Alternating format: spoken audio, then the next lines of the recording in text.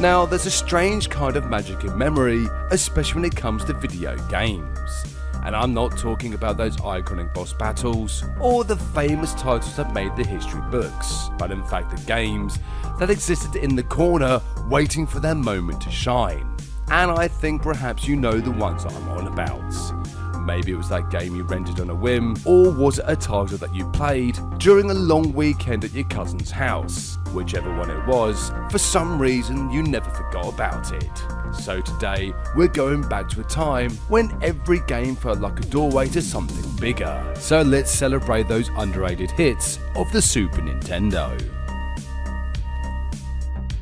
So for the Super Nintendo underrated game, I had to pick not other than Demon Crest. I feel like, yes, a lot of retro gamers know it. I understand that a lot of people who collect know it, but I barely see people who just game, not collect or nothing, talking about this game. And it's such a good game from the world of Ghouls and Goblins. It takes place in the same universe. I think if I can recall by the story, by the lore, if you guys never played those games, it takes place after Gargoyle Quest 1. That basically is the second one, because Gargoyle Quest 2 is a prequel. I think it takes like 100 years later, another successor from the Firebrand kid or guy, and now he's kind of like a anti-hero. He's trying to save the realm from the new demon, the new Lord Demon, and it's such a good game because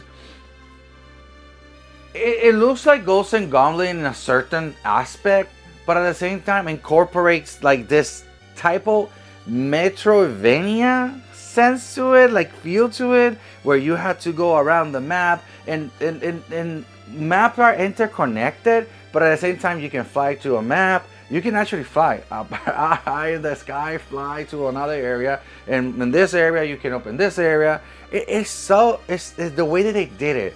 It's so weird, but at the same time it worked perfectly. At least in my opinion, it worked perfectly.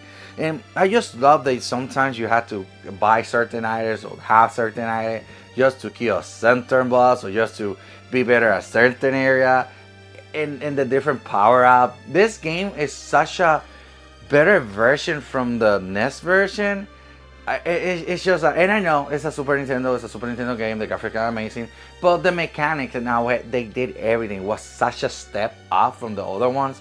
And don't get me wrong, I like Gargoyle Quest, but they were like, compared to this one, oh my god, it was such a trip. And mind you, when I was a kid, I remember being angry, frustrated, being angry and frustrated because I was not able to pass from the first area. I was so confused on what I had to do. I was like, what am I doing? Mind you, I was a kid. I was like, what am I doing? And I was trying everything to kill me. Now that I'm an adult, when I played it and review it, it was such a good game. It was like such a little gem that I was like, and I thought this was hard. And don't get me wrong, the game is hard, but at the same time it's not. If you know what you're doing and you find out the power-ups and everything, it's such a great game that I totally recommend it. I feel that this game is so underrated, and it's sad because it's like I tell you, this basically is another game that the company forgot about it, and it was such a good game. They just go like, bah, forget about the IP, and maybe it's because it didn't sell well. If I can recall, it didn't sell well. But man, such a good IP just lost in the wind. Such a sad. Anyway, that was my pick. I hope you enjoy. You know, there's a certain kind of magic that comes from rediscovering a game that you never quite gave a fair chance to as a kid. And this couldn't be more true when it comes to Sparkster. And no, I'm not talking about the Genesis / Mega Drive version, but the one that found a home on the Super Nintendo. It's a title that quietly came and went all the way back in 1994, and that's a massive shame, because Sparkster is so much more than just a curious spin-off or a second-rate side scroller. And while yes, Sparkster did appear on Sega's 16-bit powerhouse, the Super Nintendo version feels more like a hybrid between a platformer and an arcade-style action game. You play as Sparkster, a jetpack-wearing opossum knight in shining armour. yes, it's as wild as it sounds, and you're on a mission to rescue Princess Flora from the clutches of the Geedle Empire. An absolute classic setup, sure. But what sets this game apart isn't the story, it's the overall feel. And believe me, this game won't hold your hand. In fact, it wants you to master the mechanic known as the Rocket Dash, where Sparkster will blast off in any direction. And sure, it'll take a bit of getting used to, but with a little practice, it becomes second nature. But what I love about Sparkster is how varied it is. Every level seems to bring a new idea. You've got classic platforming sections, and following these, there are even levels with shifting gravity as well as environmental hazards. It's fast paced, but it's definitely not shallow, and that variety keeps the experience fresh from start to finish. But more importantly, why did this one seem to slip through the cracks? Well, it was mainly down to timing. It launched late in the Super Nintendo's life cycle, during a time where the Genesis/Mega Drive version had already staked its claim on the Rocket Knight name. And with Donkey Kong Country and Super Metroid grabbing headlines, Sparkster just kinda got a bit lost. But if you're a fan of retro platformers and you're looking for something a little bit off the beaten path, give Sparkster on the Super Nintendo a try. It's not just a forgotten spin-off, it's a great game, and it definitely deserves to be remembered. So, when it comes to the Super Nintendo, there are a lot of fantastic games on it. It was a phenomenal console for banger games, because there was a ton of them that came out consistently for it. But there were also a lot of games that flew under the radar. And Toy Story, which is my game that I'm going to talk about here, is one of them. Now, this game is a Disney game, and Disney was pretty good when it came to their licensed video games back then. From Aladdin to Lion King, Jungle Book, they had a lot of great games on this system, and Toy Story is no exception.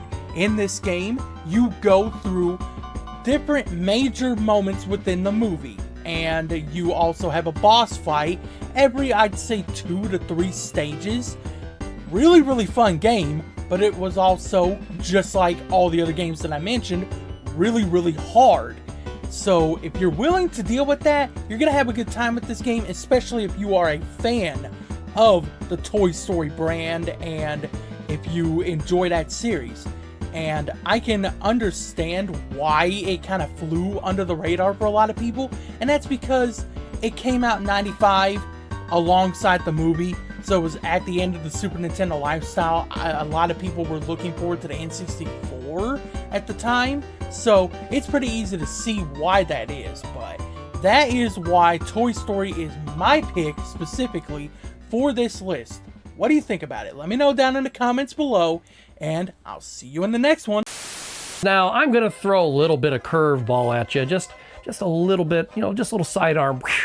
And that is going to be actually a Super Famicom game. Dang. I only have a couple of Super Famicom games, but the one that I got first was this one. I don't speak Japanese, I don't even know what that says. But on the back, this one actually has one of my favorite arcade games of all time, and the translation is absolutely fantastic. That is Crazy Climber. Now, this also comes with 2 other games. It comes with Moon Cresta and Frisky Tom, which are also very fantastic games. I actually got it a long time ago because this is my original copy, but I also have this other one that's complete in box. All you have to do is take the 2 little tabs that are inside of your Super Nintendo out, and you can play all the Japanese titles that you want. Crazy Climber, now let's talk about that one for a little bit. So Crazy Climber, yes, it was an arcade game, and the really neat thing about this one was you had 2 sticks to move up and down the building. And your goal is to not get hit by anything being thrown at you, like pots or a seagull trying to poo on you, or big giant ape that's trying to throw you off the building. And all these guys are throwing pots and things at you, so you just got to avoid that stuff. And you got to get to the top of the building where there's a helicopter waiting for you. You get hold of the helicopter, and away you go. I used to play this at at a pizza parlor near my hometown, but eventually Atari actually published Crazy Climber for the Atari 2600. Let me tell you, that game is highly sought after even now, but that game is absolutely terrible. It looks bad, the controls are terrible. You'd actually have to take two joysticks, basically duct tape them together, and then try to use it that way. Now on the Super Nintendo here, you use your D-pad, and then of course you use the buttons. It actually is very comfortable, and it feels very natural to climb the building. Over the years, there have been different iterations of the game. There was one for the PlayStation in Japan only, and then there was another one for, I think it was the PlayStation 2, and then eventually there was one for the Wii in Japan, and I actually have that one. I can't impress upon you enough how fun it is and how challenging it is, and this port is actually pretty good. If you feel like grabbing a copy, taking the notches out of your Super Nintendo, or if you have a Super Famicom, then you don't have to worry about that. It is what it says. It is Crazy Climber. It's a fantastic game. I think you'll absolutely love it.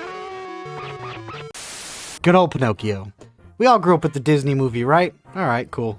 So, surprise, surprise, Rad's going with a movie tie-in game. In Pinocchio, obviously, you go through parts of the movie. So you start in the village on your way to school, and then you get kidnapped, and you're in the little display circus thing, and then you go to the fun land, and things like that. So obviously, you go through the movie. Pinocchio is a side-scrolling platformer. As a kid, this game was extremely hard to me for some reason. I couldn't beat it. But later on, as an adult, I did. I say adult. I was like 17, adultish. But what's really frustrating about this game is I feel like the button, like it doesn't match up. I don't know how to explain it, but when you're in the Monstro level, trying to get those jump, like you have to be on top of it. Now, that said, that's the con out of the way. The game looks beautiful, the music is beautiful. It's the good times of the Disney games back on the Super Nintendo, back when Disney was pumping out bangers of games. They were teaming up with good companies. I truly recommend Pinocchio on the Super Nintendo if you haven't checked it out.